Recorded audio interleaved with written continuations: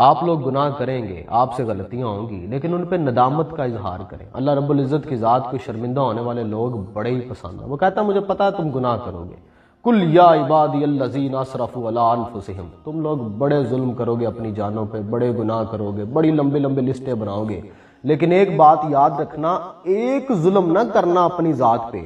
چاہے تم نے جتنے بھی گناہ کیے ہو، زمین سے لے کے آسمان تک لمبی فہرست تیار کر لی ہو، ایک ظلم نہ کرنا اپنی ذات پہ۔ لا تقنطوا من رحمت اللہ، اور میری رحمت سے مایوس نہ ہونا، میں بڑا بے نیاز ہوں، رحمان اور رحیم اور کریم ہوں، مجھے کوئی فرق نہیں پڑتا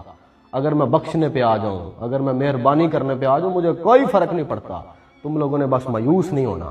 اس کی ایک بڑی وجہ، آپ 100% پرفارم نہیں کر سکتے، ایک بڑی وڈی بلا ہے جی ساڈے پیچھے پئی ہے، جہدا نام شیطان ہے، اور وہ کوئی ایڈی کمزور جی پرسنالٹی نہیں ہے گی۔ ایتھے عام بندیاں سٹیٹس نہیں لائے ہوندے واٹس ایپ تے، میری انا کا یہ تقاضا ہے، میرا دشمن میرے معیار کا ہو۔ تو جس نے دشمنی اللہ رب العزت کے ساتھ مول لی ہوئی ہے، آپ کو لگتا ہے کہ وہ کوئی کمزور سی پرسنالٹی ہے؟ آپ اس کی آٹو بایوگرافی تو پڑھ کے دیکھیں شیطان کی،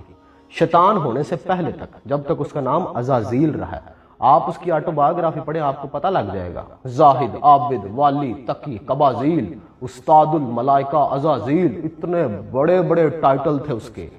فرشتوں کا استاد رہا ہے، مقربین کا استاد رہا ہے، اگلا جنت کا خزانچی رہا ہے 40,000 سالوں تک۔ عبادت اور ریاضت میں اس نے جھنڈے گاڑ دیے تھے، آسمانی مخلوق کے لیے وہ ایک قابل رشک پرسنالٹی رہا ہے، بڑی ایکسیس تھی اس کی کائنات میں، کائنات کی انفارمیشن پہ اس کی بڑی ایکسیس تھی، اور بڑا ایک خوبصورت ریلیشن رہا اس کا اللہ رب العزت کی ذات کے ساتھ۔ وہ تو پھر انہیں مت بج گئی، وہ لئیس ہوا، ابلیس ہوا، لعین ہوا، شیطان ہوا، سارا کچھ اس کے ساتھ ہو گیا۔ اللہ رب العزت کی ذات کے سامنے اس نے چیلنج کر دیا، اس نے کہا میں نہیں مانتا آپ کے اس فیصلے کو، تکبر کیا، کہتا میں نہیں مانتا۔ قربان جاؤں اللہ رب العزت کی ذات پہ کتنی اعلیٰ ظرف ہے، اس گستاخی کے اوپر بھی اسے فوراً سزا نہیں دی، چاہتے تو صفحہ ہستی سے اس کا نام و نشان مٹا کے رکھ دیتے، مہلت دے دی، کہا جا اپنی آئیڈیالوجی پہ لوگوں کو قائل کر سکتا ہے تو قائل کر لے۔ اس نے کہا اے میرے رب مجھے ایکسیس دے، کہا کیسی ایکسیس چاہیے،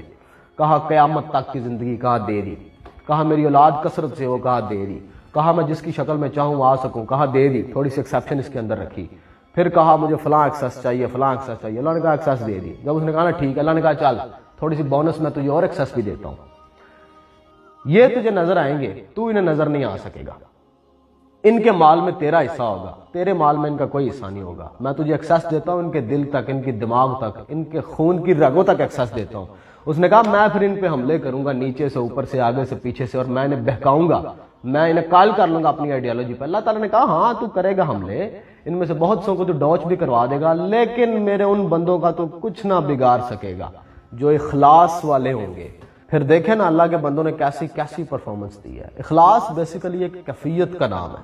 جب وہ کیفیت طاری ہوتی ہے تو بندہ مضبوط ہو جاتا ہے۔ اللہ کے نیک بندے تو ہر وقت اسی کیفیت میں ہوتے ہیں، اسی مارے بندے ہیں، کمزور لوگ ہیں، گنہگار ہیں، ساڑھے تے بھی وہ کیفیت طاری ہوتی ہے،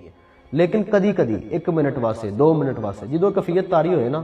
تو اللہ رب العزت سے دعا کرنی چاہیے کہ بندہ اس کیفیت کے اندر پھر پرفارم کر دے، اس کی دعا کرنی چاہیے۔ کبھی کبھی طاری ہوتی ہے۔ بڑے دن پہلے نا میں رات کو موبائل چلا رہا تھا، میں 5-6 گھنٹے موبائل چلایا لگاتار،